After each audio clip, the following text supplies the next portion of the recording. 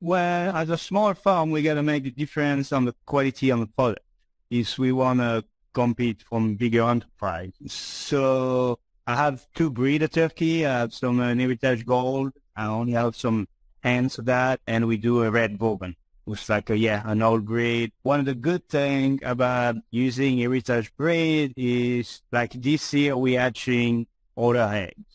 So I can keep 20 hen turkey and a few tom and having a potential of between 700 or 800 eggs every year. Before we get started, I have a quick favor. I've been self-funding the Finding Genius podcast for 5 years now. I've done over 3,000 episodes. And as you can see on YouTube, we're up over 1 million views on the channel, which is fantastic. The next thing I really want to push on is to get up to 10,000 subscribers, because once we do, we'll be able to put a donate button, and we'll be able to solicit donations to help keep the podcast running and to also get the Finding Genius Foundation moving along. We have a big project studying anxiety, depression, and PTSD, and working on a product to help people overcome these problems, because I've seen them explode recently after the last 2 years of the whole virus situation. So if you would, please subscribe to the podcast. That would help us tremendously. Give us a thumbs up, and check in the description for Buy Me a Coffee. It's about $5. If you could buy me a coffee, I'd really appreciate it. It would help keep the channel going, and I love coffee. Thank you. Forget frequently asked questions, common sense, common knowledge, or Google. How about advice from a real genius? 95% of people in any profession are good enough to be qualified and licensed. 5% go above and beyond. They become very good at what they do, but only 0.1% are real geniuses. Richard Jacobs has made it his life's mission to find them for you. He hunts down and interviews geniuses in every field: sleep science, cancer, stem cells, ketogenic diets, and more. Here come the geniuses. This is the Finding Genius Podcast with Richard Jacobs. Hello, this is Richard Jacobs with the Finding Genius Podcast, now part of the Finding Genius Foundation. My guest today is Sebastien Bonneu. He's the founder of Countryside Farm. Visited him about a month ago here in Texas, and we had a really good time. He's a very, very gracious host.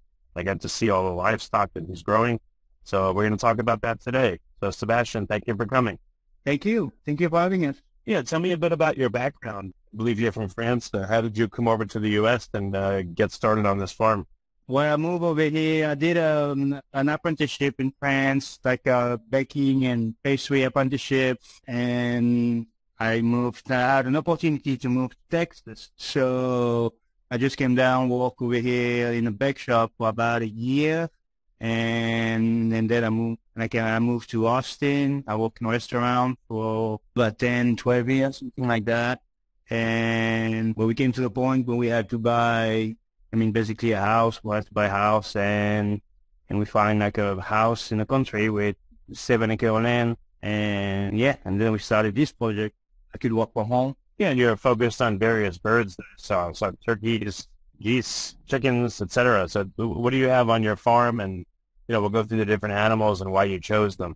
Okay. So I'll try to have basically older breed or heritage breed. So geese, we have a giant dewlap. It's actually a pretty rare bird. Chicken, we do Bresse, who's like a breed from Burgundy in France. And a couple of years ago, we started turkey, do red bourbon turkey. So the focus is to raise the best bird to have the best quality. Okay, well, let's start with the turkeys. Those are big, huge. They look like football players, two male turkeys we saw walking around. So what got you into doing turkeys, and is that a pretty rare thing for someone to raise them? Well, as a small farm, we got to make the difference on the quality on the product if we want to compete from bigger enterprise. So I have two breed of turkey. I have some Heritage Gold. I only have some hands of that, and we do a red bourbon, which is like an old breed. One of the good thing about using Heritage breed is like this year we hatching older eggs. So I can keep 20 hen turkey and a few tom and having a potential of between 700 or 800 eggs every year. So turkey eggs? Yeah, turkey eggs. Does anyone ever eat turkey eggs? I just thought about that. I don't know if I've ever seen turkey eggs. Well, you can, but a turkey will lay less eggs than a chicken. That's why I don't think there's so much difference between, but the turkey will not produce as many eggs as chicken, and it will eat more. So that's why you don't probably find, unless you know someone who has turkey and don't hatch the eggs, then that will come around, and you find farmer market with a few people who's gonna have turkey eggs. But it's not necessarily someone is not necessarily gonna raise turkey to have an egg production out of it. Oh, because if they did, they'll have to charge a lot of money because of so few eggs. I think the price would be an issue. Yeah. Okay, I understand. So you sell the whole turkey once it's come to maturity just for Thanksgiving or other times a year? This point, I mean, we can sell them year round. Don't keep so many in stock, but I have a few right now. Well, I mean, I'm gonna hatch turkey until July, and after July, then if I hatch them, those birds will not be ready for Thanksgiving or Christmas. So wanted to think about using heritage breed if they get mature longer. So my turnover on a red bourbon turkey is going to be 6 to 7 months to have a nice bird. Okay. So people buy turkeys from you just for holidays or for what reasons? Just to have or? To eat them? And no, I mean, I sold one yesterday. They're actually good. I mean, it's a good bird. We eat some we don't usually eat him on Thanksgiving. We eat him year round. Okay, no, that makes sense. And I saw you had a lot of ducks, but you don't sell duck eggs. You sell the whole ducks themselves as well? Right now, I got a few duck eggs. It's not going to last. I don't think I'm going to have no more than about a month. Well, on the winter, we do white Muscovy ducks, and we do the hen for roasting, and I have a foie gras production to make foie gras out of it. So you have foie gras ducks, and then you have regular ducks that are just sold entirely for eating, and the foie gras is separate.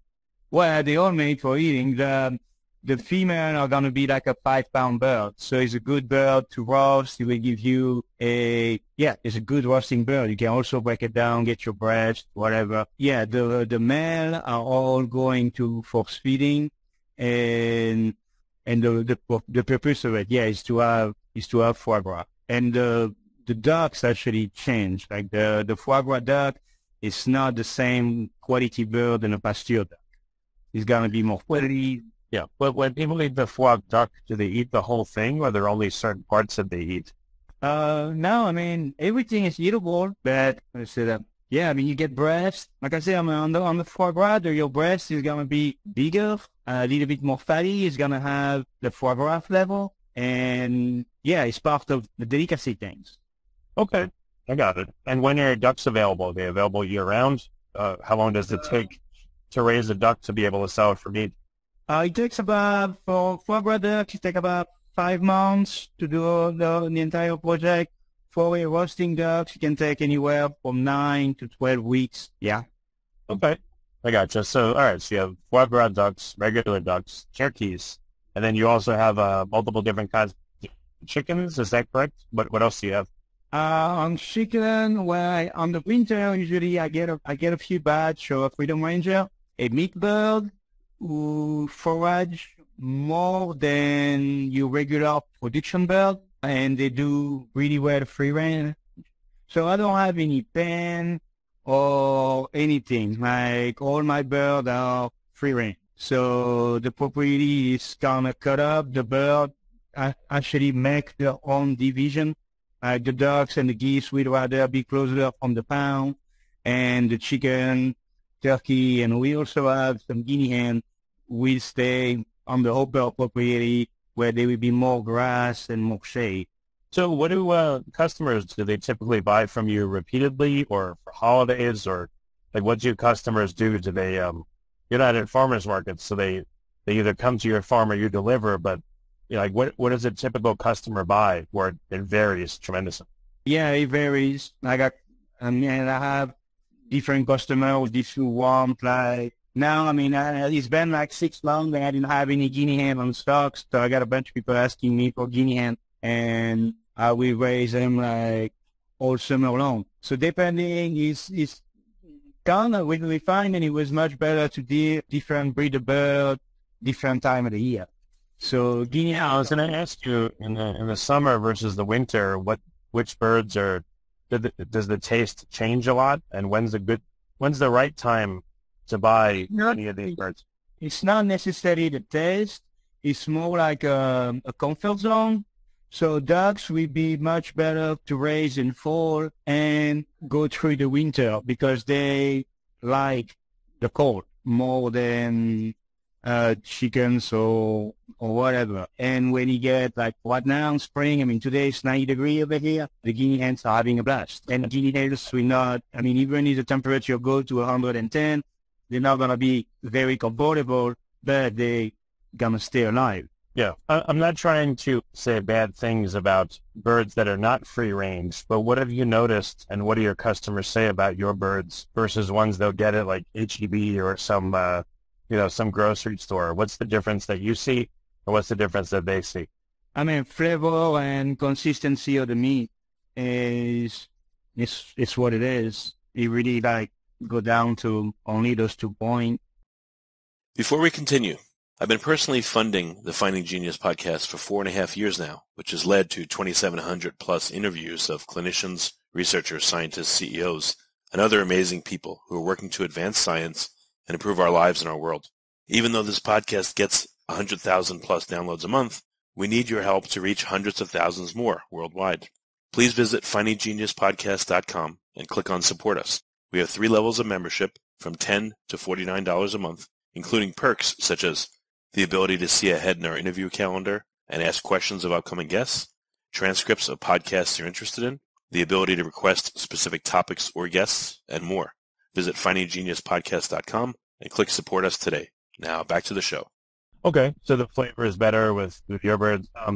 You mentioned while we were there that there are actually multiple different kinds of chicken in France that people buy, but here it seems to be only one, and that you tried some of the commercial type hens here, but it didn't work out so well. Can you talk about the types of chicken you have and why? So yeah, well, all we have is breast, and yeah, because I got rid of the broiler, they're just. I mean, to me, I find that they're just stronger. They're gonna have least body issue, leg problem, who's like an issue on my commercial chicken. I don't have to necessarily babysit them so much. They will live on their own. Like I keep my baby chick for 3 weeks in like a smaller barn, and after they move him to a bigger pen when he can get adjusted, and then after that the door is open, so they can go in and out of the shelter and they need. So it took me. By time it take me a little bit longer to get a bird like that, but it doesn't require so much protein on the feed. It doesn't require, and they get a lot of their food on their own. So I think in a way like they eat less than a production chicken. Okay, yeah, I think you said that the regular type chickens are so. I mean, they're such a mess and they're so stupid, I guess, for lack of a better word, that if you don't raise them just right, they can hurt themselves or kill themselves, or they were conceived to be raised in a closed environment. So to actually produce more meat than we could do with heirloom bird. That was the goal of it. So as soon as you can remove perfect weather, probably eventually gonna get to some issue. They don't like a lot of rain. They don't like when it's cold, and they have to be at the perfect. They have to have the perfect environment to have the perfect growth. Okay, so they're less hardy than the other birds. Yeah. I mean, if you put them on pasture, yeah, I think they're less hardy. Yeah. Okay. And there is plenty of breeder chicken that we can raise for meat, and in a way, I don't have to buy baby chickens. Like my hens lay eggs. When I have enough eggs, I got their own chickens, and they don't require all other heat or electricity. So, in July, it's gonna be 100 degrees. One heat lamp, I can keep like 200 chicken warm, and they only gonna need it for like 10 days. And after, when they're 20 days old, they can be free range. Wow. Yeah, I don't have to take care of them. I don't have to move pens every day. They will use an area, and they will go back to the grassy area to get the bug without completely destroying it. Okay, excellent. So do people come to you to pick up the animals, or do you deliver? And what, like, I know the cost depends on what the animal is, but like, again, do you deliver or do people pick up? How do they get the animals from you? And get what they need. We do delivery in Austin on Tuesday and Thursday. I have, and I do a pickup once a month in Houston. Oh, wow. Okay. So people place their order. We have a website, online store, go to a Countryside Farm bound to door. People place their order on it, and we find a way to meet. Okay, and the website is Countryside Farm what? The website is Countryside Farm what? We can send you a link if you want. Be great. We can include that. That's no problem. Yeah. Well, yeah, when I went there, you were a very gracious host, and the samples of duck and meat that we had were absolutely delicious. So it looks like you've got a really good product there that people may want to look at. Do you ship out the birds, or do people have to live locally in order to get them? I can ship anywhere in Texas, but I don't sell outside Texas. Okay. I don't have my plan is like, I butcher all the bird on site, but I just have like a Texas exemption. I don't have like the whole space one anyway. Okay. I understand. Well, very good. Sebastien, thank you for coming on the podcast. And again, it's Countryside Farm outside of Austin, Texas here. Thank you very much for being on this podcast. I appreciate it. Thank you so much. You have a great day. If you like this podcast, please click the link in the description to subscribe and review us on iTunes. You've been listening to the Finding Genius podcast with Richard Jacobs. If you like what you hear, be sure to review and subscribe to the Finding Genius podcast on iTunes or wherever you listen to podcasts. And want to be smarter than everybody else? Become a premium member at findinggeniuspodcast.com. This podcast is for information only. No advice of any kind is being given. Any action you take or don't take as a result of listening is your sole responsibility. Consult professionals when advice is needed.